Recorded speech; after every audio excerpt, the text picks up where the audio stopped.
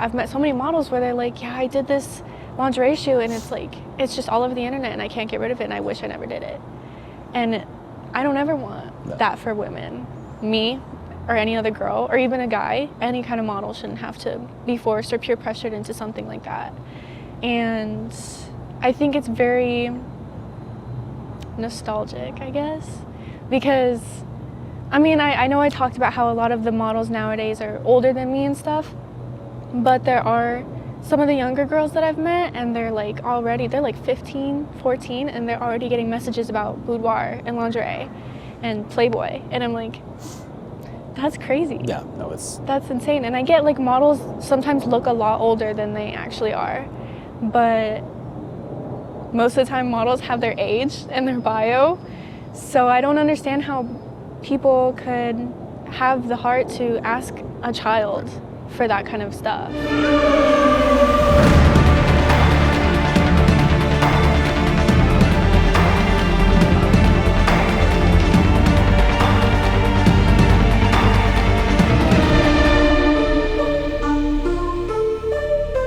Okay, well, welcome to X Phoenix. What's going on? Yeah, tell us about you, how you got started in modeling, what your background is, and then we'll go from there. I officially started my senior year of high school, but I did about a year of training in a modeling school 2 years prior in my sophomore year. I told my dad I wanted to do modeling, and he was like, let's do it. So he did his research, he got me into the school, but then I kind of forgot about it for a while, and then senior year came around and a good opportunity came up, and I was like, why not, let's just do it. And it really just kicked off from there. Like, things went really, really fast, and it's still building up, you know. So you're not even, I mean, you're in your first year of college now, or? I'm starting college in January. I kind of took a good semester off because of modeling. I really wanted to do good in modeling first because that is kind of the dream career, but school is definitely for a backup, so. Is it pretty standard in Arizona for people to get involved so young, or do they normally start later? What's your experience with that? Recently, I've seen a lot more people start later in their life. There's a good select few models I met that they started when they were like a kid.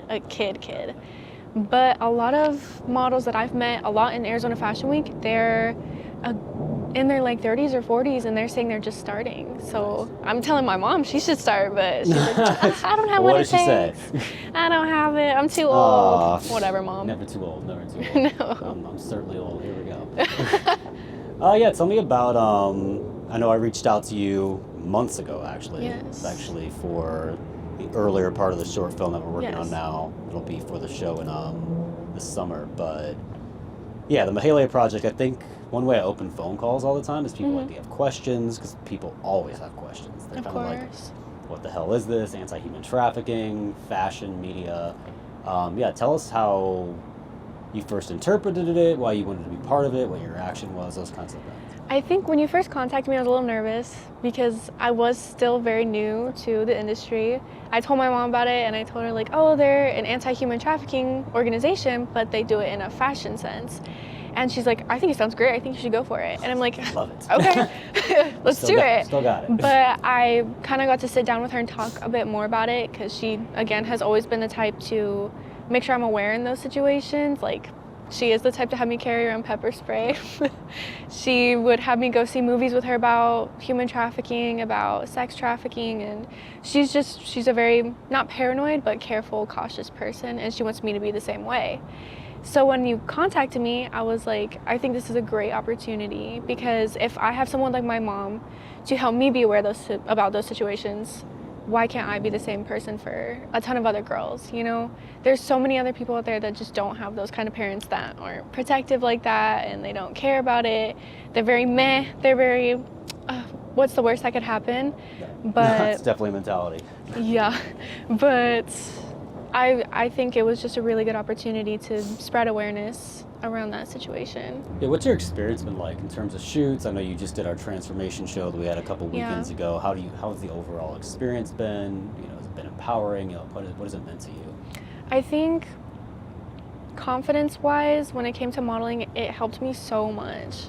I used to be a really, really anxious, introverted person. I hated leaving my house. I was so scared of people. I can get that way. But then I started modeling, and it was like a whole new world. Like, there's so many people there that were the same way, or they're so confident that it just like spreads to you. Like, it's so contagious, and everyone's so supportive of each other. Like, they're your biggest hype man, and it's such a great feeling when you do well on something and you get that recognition for it. It's such an ego boost. I love it.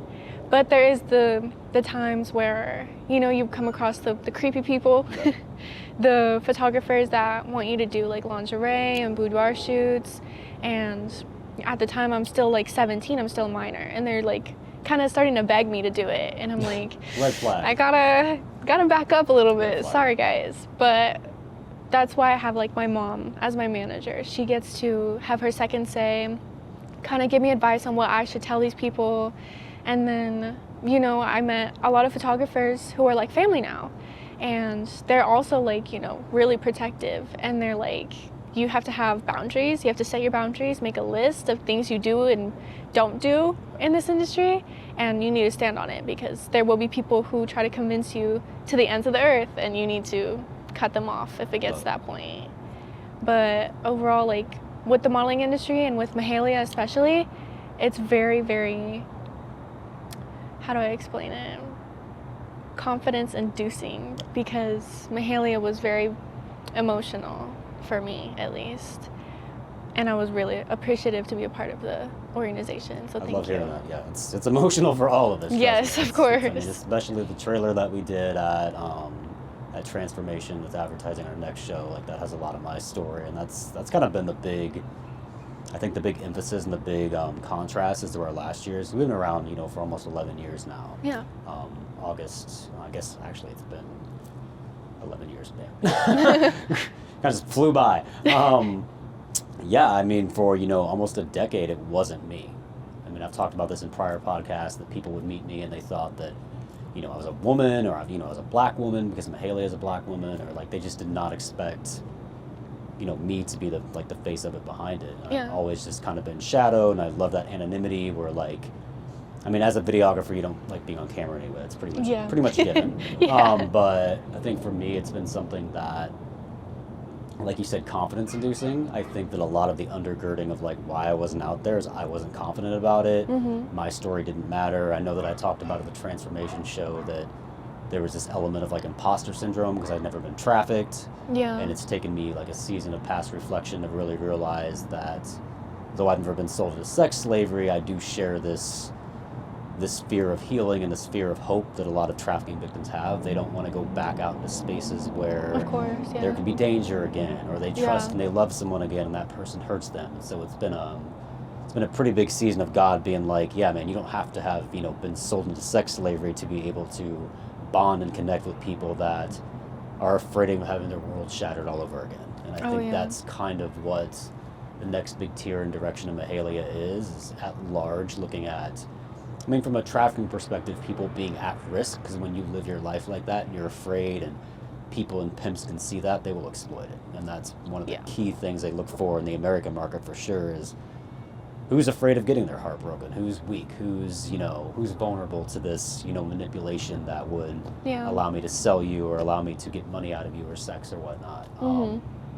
But yeah, I mean, all that to say, like, getting out there in this new film, putting my story into it, it's been a super vulnerable aspect. And you mentioned like the safety side. Yeah. Safety being like a 2-tier word for me right now, because there's like the safety side of like, okay, like I want to live my life in total safety, and like I don't, you know, ever want to take risks on anything. And then there's the safety side of the modeling industry where it's very wise, like you said, to practice boundaries and whatnot. Yes. I know we're doing this model safety workshop here in December, and we shot some of the branding with you. Tell me why you wanted to be part of that and what that means to you. Especially in my experience with the whole modeling industry, I think it's so important that models have a support system and people to tell them what's right and what's wrong, that they're allowed to say no to things, that they're allowed to reject offers, that they're allowed to tell photographers that they're not comfortable with something. Because I've met so many models where they're like, yeah, I did this lingerie shoot, and it's like, it's just all over the internet and I can't get rid of it and I wish I never did it. And I don't ever want that for women. Me or any other girl or even a guy, any kind of model shouldn't have to be forced or peer pressured into something like that. And I think it's very nostalgic, I guess, because I mean, I know I talked about how a lot of the models nowadays are older than me and stuff, but there are some of the younger girls that I've met, and they're like 15, 14, and they're already getting messages about boudoir and lingerie and Playboy, and I'm like, that's crazy. Yeah, no, that's insane. And I get like models sometimes look a lot older than they actually are, but most of the time models have their age in their bio, so I don't understand how people could have the heart to ask a child for that kind of stuff. It's disappointing, to say the least. Yeah, I think it's a lot of our mentality is like, you know, there's that breakdown of innocence that I think the industry at large, I mean, OnlyFans, you know, there's so many different platforms that try to sexualize people at a young age. And we talked about this in like one of the reels I did recently, like that kind of stuff happens, and then somebody like Diddy does something and everyone's like, oh my God, it's so surprising. But it's like, dude, it's really not that surprising. It's like, not. It doesn't justify it, it doesn't make it okay, but at the same time, it's like, how shocked are you that people do perverted things when we're saturated with this like everywhere we go? Yeah. Like, I mean, just from like having model friends and stuff, my feed is just saturated with like half naked people all the time. I'm like, I don't want to, like, I'm not looking at this stuff. Like, Yeah. I'm not hearting this stuff unless it's like a friend of mine or something. But Yeah. the algorithm is so driven to like amp up and show you like the most extreme nature of what you may have interacted with one time, maybe not even for whatever reason.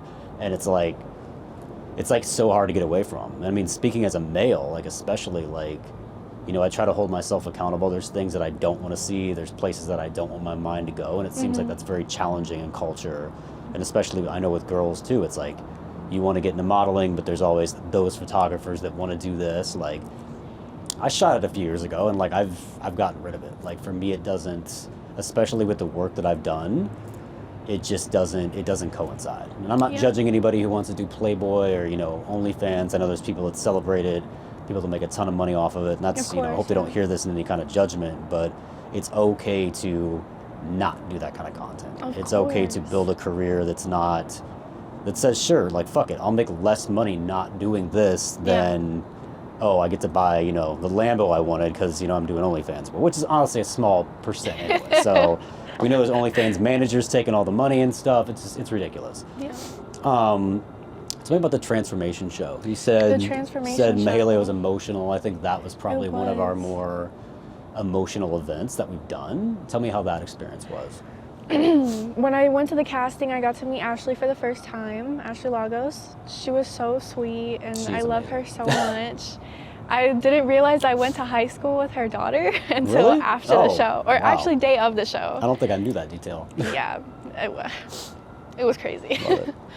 But it was very exciting when I saw that I got casted, you know, because I love working with Mahalia. It's such a great opportunity, and it feels amazing to be a part of something like that. And then when I got to be a part of the show, it was like I got to spread it with everybody else in person instead of just over the internet.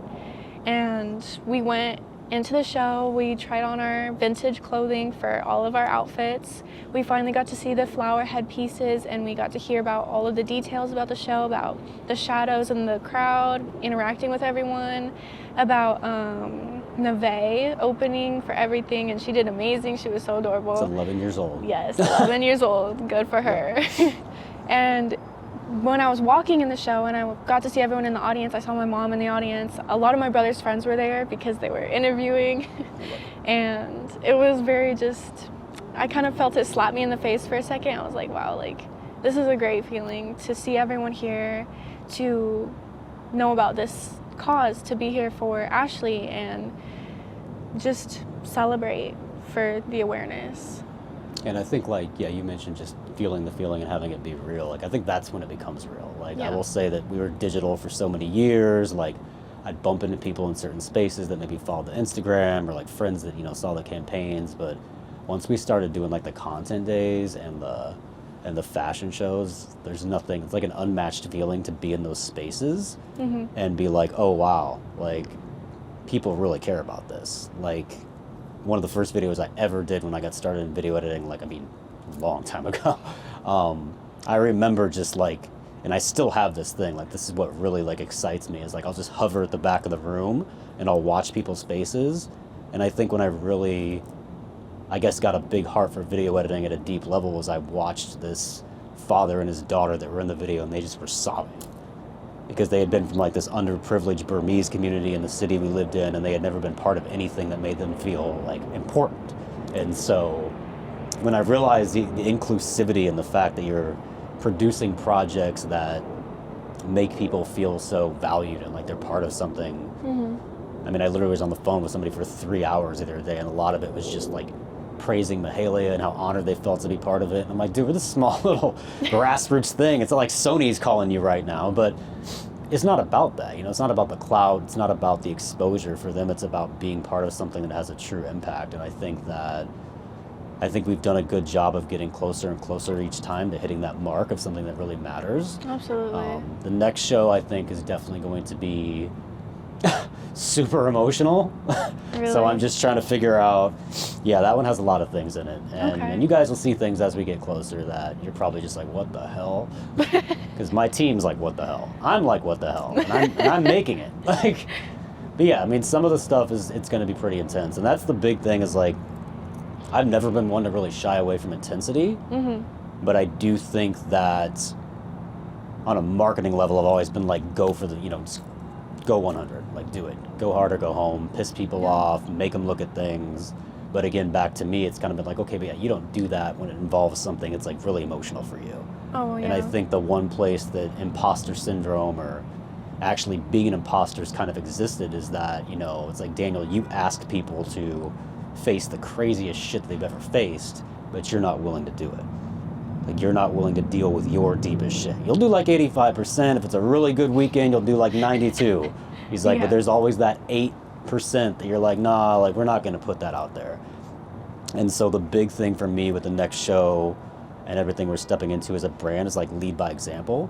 Like, if I'm going to ask a girl to deal with the fact that she was, basically raped 15 times in one day in human trafficking, how am I not going to put my shit out there and face it? And so I think the big inspiration is inspiring people twofold, where it's like, I want to heal, but that journey's circular, where if I heal, I can help other people heal as well. So that's kind of like, I think the big structure of where we are in Mahalia as we're going forward. So piggybacking off that, talking about circular healing and using stories and using media to impact people, why do you think it's important to use those platforms specifically? I know there's lots of rescue work, there's lots of legislative work, a lot of questions we get about trafficking is like, well, if you don't push harsher laws or you don't kick down doors and save people, which I would love to do actually, they're like, why?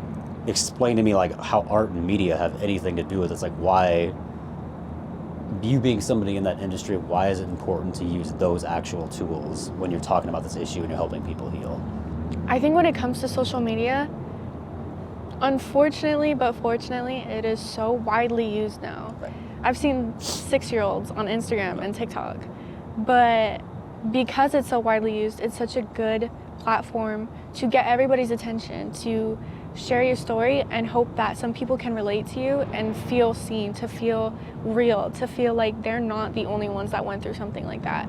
And I think, as a woman, I think social media isn't the best platform for that, but it's the only platform for that, unfortunately.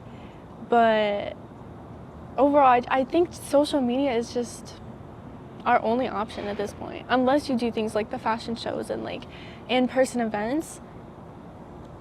The only way you're gonna get around the world is with social media. Yeah, expound on that a little bit. Like, so you're starting to say it, like, why the events then? Why fashion? Why use that as a mechanism to talk about healing, as opposed to why shouldn't we just host therapy classes or something, or like do little workshops and have people fill out little flow charts or something, like, like why use something like transformation show or content days? Like, what, as a model, how does that impact you? How does that impact your community? Like, why that kind of forum? I think when it comes to fashion, it's very tit for tat. In the transformation show, Ashley made sure that our first walk around, we were in very colorful, childlike clothing because she wanted to show off the innocence and the purity of a child. Your personality and your face in general is just very happy before tragedy strikes. And then, of course, our second walkthrough was, I think she said it was post-apocalyptic, which I definitely agree with. It definitely was. Linkin, it had that Linkin Park song. That was the most emotional part. Everyone's That like, oh, was the happy beautiful. songs? No, I'm like, no, the happy songs are boring, bro. I'm like, that's sad shit. Bring it on. They're like, bro, you got problems. And then it was like the entire room just shifted during that second walk. Obviously, the outfits were different, and so that fashion aspect really played its part in changing everybody's perspective of like, this is before, but this is after. Technically during, but I guess also after. But it was, you know, the way we were walking, the way we were standing, the way we had our facial expressions, the way half of our face was even covered, but you could see just our eyes and you could tell something was different. And that put all together really gave out the emotions of what those girls, those people were feeling during their time in the systems, you know. And then the third walk around, we had the same apocalyptic clothing, but we had our headpieces on to kind of bring back the childlike look. And our third walk around was very kind of just happy again, and it was like our happy ending, but because of the post-apocalyptic clothing, you could tell that like in the back of our minds we're still constantly thinking about it.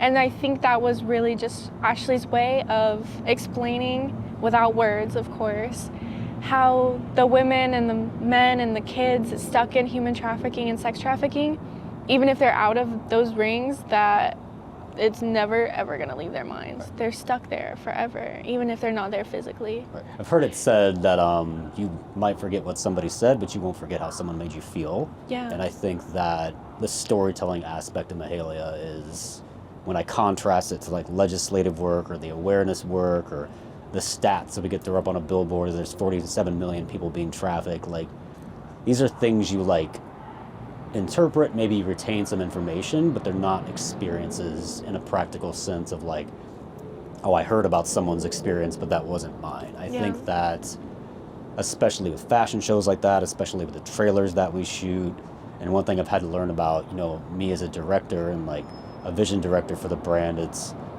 I try to put people in like an actual experience of emotion when I cast them, when we put them in an events, and so you almost vicariously live in that story for at least that little bit of time. Yeah. And that's one big thing God has said to me. He's like, dude, you're not making a movie. Like, you're taking the trauma in your head that's lived predominantly inside your mind. Like, you've been locked inside your head.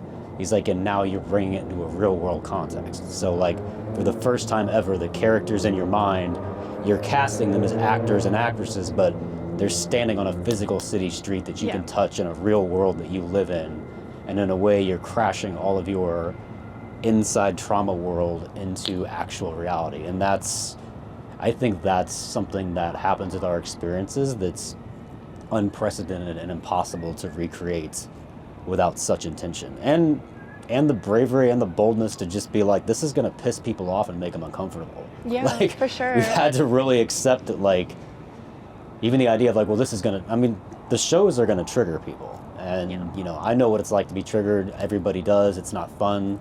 I think we roll through most of our lives trying to not get triggered about shit because that feels pretty comfortable. Yeah. And I think my big passion is to, with respect and boundaries, you know, tact and strategy, to kind of push people into spaces where it's like, well, you probably haven't dealt with this.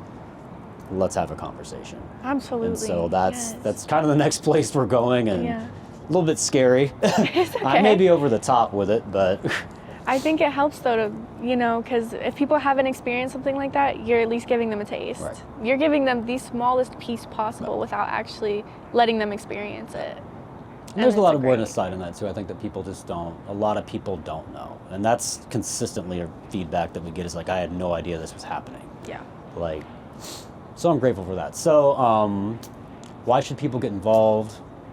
Why would you think that if somebody else came up to you and was like, well, Mahalia, should I do it? You know, is it a good idea? Absolutely. I think it's a great idea because, I mean, like I said before, it's such a good community. They're all so sweet and they're so great, and they make you feel comfortable when you're filming, obviously. But again, it's such a good opportunity to spread awareness around that situation. Like, it's just so horrible. And we need as many people as possible bringing light to that. And I think there's just not enough people that are even aware, because they just go about their day and they're like, that stuff happens in movies. No way is it going to happen to me. Third world countries. Right. People are oblivious. They're oblivious. Yeah. Right. But absolutely, I think people should take any opportunity they have to get involved with Mahalia, because Mahalia, so far, I mean, I haven't been modeling for that long, but so far Mahalia is the only organization that I have known about that is interested in that is interested in helping people in that situation and fixing it almost, or doing at least what they can, doing the bare minimum. And I think that's one reason we're kind of taking off more now, and I feel more driven, is like, one thing that I really felt after the transformation show was just, I mean, because I've always struggled with, like, why wouldn't you do the legislative side? Right. Or why wouldn't you, like, who am I to not rival, but who am I to stand, you know, even at arm's length from an organization that rescues, you know, tens of thousands of women a year or something? Yeah. And we've had so much positive feedback that I think God essentially just had to say, dude, it's not about, like, either or, it's about both. Like, Yeah. they're doing very vital work, but the fact that you're stepping into a, you know, media saturated culture where all these messages are happening every single day, and you're stepping up to educate and realign and try to change some of those really toxic narratives into empowering narratives through the same mediums that are used to make them toxic, like, that's going to shift a lot of things for a lot of people. And so I'm grateful. I'm thankful for you. Thankful for your mom. Thankful for you guys Mom. getting through all the madness. I know that the shoots can be like, what the? Yeah. Well, yeah. Well, thank you for your time. I appreciate it. Thanks for watching, guys. Like I said, not great with outros. We do have a model safety workshop coming up. You can check that out on Instagram, and I'll drop the details below. And we will see you next time. Have a good one.